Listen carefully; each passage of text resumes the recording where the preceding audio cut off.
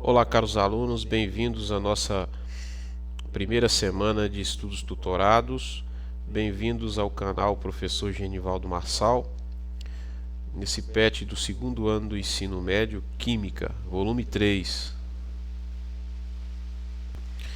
Nesta semana nós iremos falar sobre o conceito de entalpia, mas antes quero deixar alguns conceitos para a gente começar. Calor. Calor é a energia transferida de um corpo a uma maior temperatura para um corpo a menor temperatura, quando esses corpos são colocados em contatos. Vamos definir o que é termoquímica. É uma das áreas da termodinâmica que estuda as quantidades de calor absorvidas ou desprendidas nas reações químicas e também processos físicos. O calor de reação, que é o nome dado à quantidade de calor liberado ou absorvido em uma reação química ou mudança de estado. Iremos falar muito do conceito de entalpia, que é uma propriedade extensiva de uma substância que está relacionada com o calor de reação e permite calcular o calor absorvido ou desprendido numa reação química. É uma função de estado. Nós temos aqui essa fórmula onde o ΔH, ou seja, a variação de entalpia, é igual à entalpia final menos a entalpia inicial, que é uma fórmula também que iremos usar um pouco mais para frente.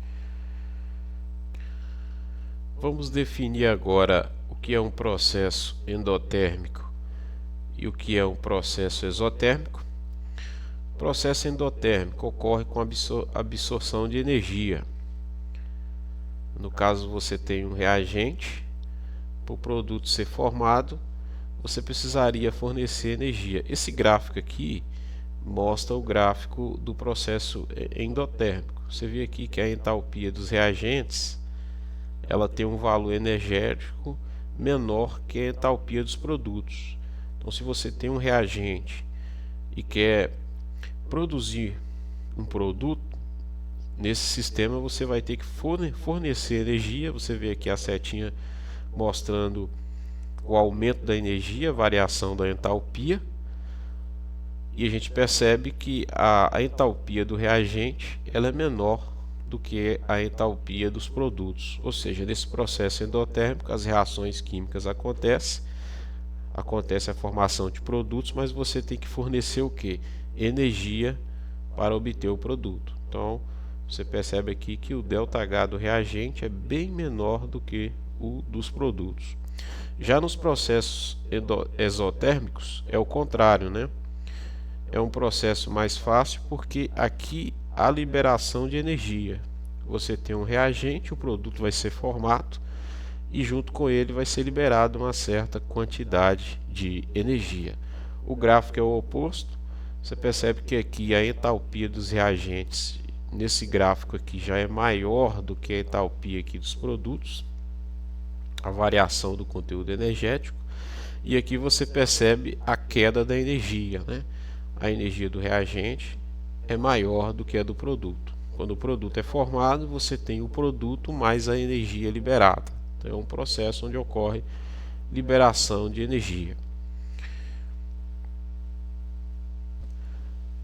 Temos aqui também duas equações termoquímicas, né? A gente coloca o estado físico das substâncias, sólido, gasoso, e aqui a gente coloca a variação da entalpia em que essa reação ocorreu. No caso aqui, carbono mais O2 formando CO2, a variação da entalpia aqui em calorias, né, a unidade de quilocal, menos 94,1 quilocal. A temperatura em Celsius e a pressão em que essa reação aconteceu. Observe que os sinais da equação de cima, o sinal de cima é negativo, de baixo é positivo. Quando o sinal o ΔH de uma reação química é negativo, a gente percebe que é uma reação exotérmica, né? Por quê? Porque no sistema exotérmico a entalpia dos produtos é sempre menor do que a dos reagentes. Então a gente tem aqui um sinal negativo para reações exotérmicas, enquanto reações endotérmicas em que o processo em que o sinal é positivo, é porque nesse caso a entalpia dos produtos formados, ela é sempre maior do que a entalpia dos reagentes. Então, pelo sinal a gente sabe definir quando uma reação é exotérmica e endotérmica. Sinal negativo, o processo exotérmico. Sinal positivo, processo endotérmico. Porque quando fazemos os cálculos no sistema exotérmico, por exemplo, nós pegamos a energia final, que é a energia dos produtos, que é menor, menos a entalpia dos reagentes, que é maior. Aí então dá um valor negativo. E quando fazemos os cálculos para um processo endotérmico, pegamos a entalpia final, né, menos a inicial. Como aqui é positiva, o saldo vai ser positivo. E por fim nós temos aqui o processo mais simples de se entender, um processo mostrando um processo endotérmico e um processo exotérmico com a própria água. Então você tem a água sólida, se ela está passando para o estado líquido e do estado líquido indo para o estado de vapor, o processo aqui é endotérmico, porque ela está absorvendo energia calórica. Se acontece o oposto, o nosso processo aqui é exotérmico, porque a água no estado de vapor, depois ela condensa em água líquida e depois passa para o estado sólido. Então é o processo inverso, que nós temos o processo exotérmico, onde está sendo liberado calor, por isso a água vai solidificar. Considere as transformações a que é submetida uma amostra de água sem que ocorra variação da pressão externa. Então aqui temos o nosso esquema. Pode-se afirmar que as transformações 3 e 4 são exotérmicas, 3 e 4. Então nós temos aqui água líquida passando para o estado se solidificando, passando a ser gelo. Nesse caso aqui, o processo é exotérmico, sim. Só que a volta, ela já não é um processo exotérmico, já é um processo endotérmico. Está havendo absorção de calor. Então a A, ela está incorreta aí. B. As transformações 1 e 3 são endotérmicas. Na verdade, está incorreto também. 1 e 3 são processos exotérmicos, né? Exotérmicos. Aqui está havendo liberação de calor e não absorção de calor. C. A quantidade de energia absorvida em 3 é igual à quantidade liberada em 4. A C também está incorreta, né? Na verdade é o oposto, né? A quantidade de energia não está sendo absorvida em 3. Em 3 ela está sendo liberada e em 4 é que está sendo absorvida. Letra D. A quantidade de energia liberada em 1 é igual à quantidade liberada em 3. 1 e 3 são processos exotérmicos, né? Está liberando calor. Mas como são estados físicos diferentes, de vapor para líquido e de líquido para gelo, não dá para dizer que a quantidade é a mesma. Letra E. A quantidade de energia liberada em 1 é igual à quantidade absorvida em 2. Essa está correta. Aqui do estado de vapor para o estado líquido você tem um processo exotérmico, liberação de energia, né? O contrário, você tem absorção e as quantidades são as mesmas. Então ficamos aí com a letra E. Nas reações químicas, a quantidade de calor liberada ou absorvida pela transformação é denominada calor de reação. Se uma reação é exotérmica, o sistema perde calor e a vizinhança ganha a mesma quantidade de calor perdida pelo sistema. Correto? Endotérmica, o sistema ganha calor, correto, e a vizinhança perde essa mesma quantidade recebida pelo sistema, transferência no caso, correto também. Exotérmica, sua entalpia final é menor que sua entalpia inicial. Logo, sua variação de entalpia é menor que zero, que é aquele caso do sinal negativo lá na equação exotérmica. A gente viu que a entalpia dos produtos, né, que é a entalpia final, é menor do que a entalpia dos reagentes inicialmente.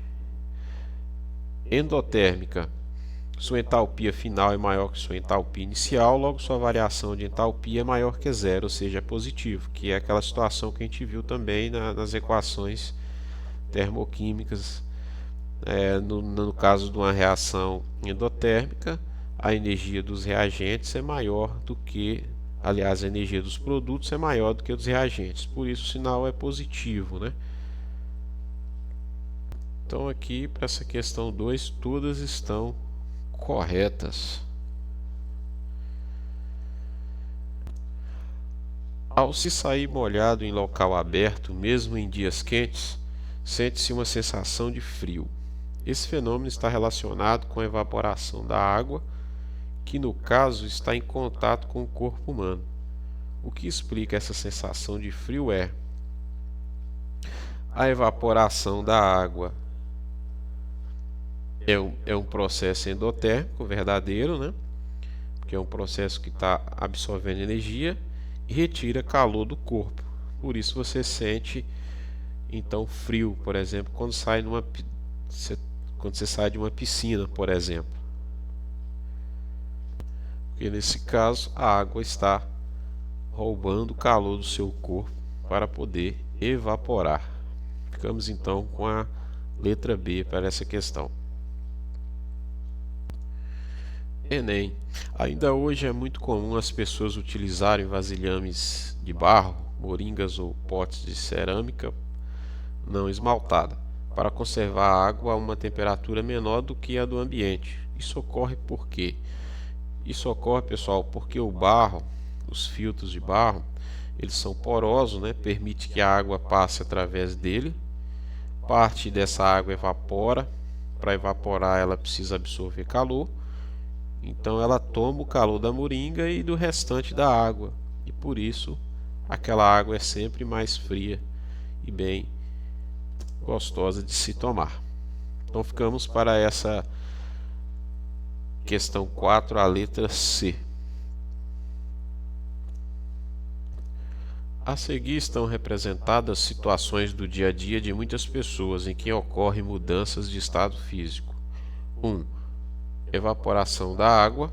2. Nevasca. 3. Condensação da água. Identifique os processos endotérmicos, exotérmicos e faça um diagrama representando cada processo citado acima. Já deixei um diagrama simples aqui que dá para a gente entender. Então, a evaporação da água é um processo exotérmico. Ela está absorvendo calor, né? Porque ela está passando do estado líquido para o estado de vapor. A nevasca já é a água passando do estado líquido para o estado sólido, né? Esse aqui já seria o processo de liberação de calor exotérmico. A outra anterior, o processo endotérmico. Condensação da água é quando ela está no estado de vapor, ela condensa, né, e passa para o estado líquido. Aqui também é um processo exotérmico. Está liberando energia na forma de calor.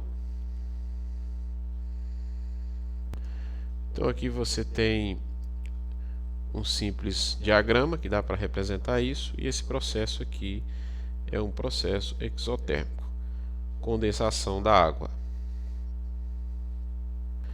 Pessoal, então é isso. Eu espero que vocês tenham entendido o processo até aqui. Se você gostou, deixe o seu like, deixe a sua inscrição, nos ajude nessa caminhada. Se você tem alguma dúvida, deixa aí nos comentários, para que depois eu possa estar ajudando vocês aí quanto às dúvidas. E no mais, bons estudos e até a próxima semana. Tchau.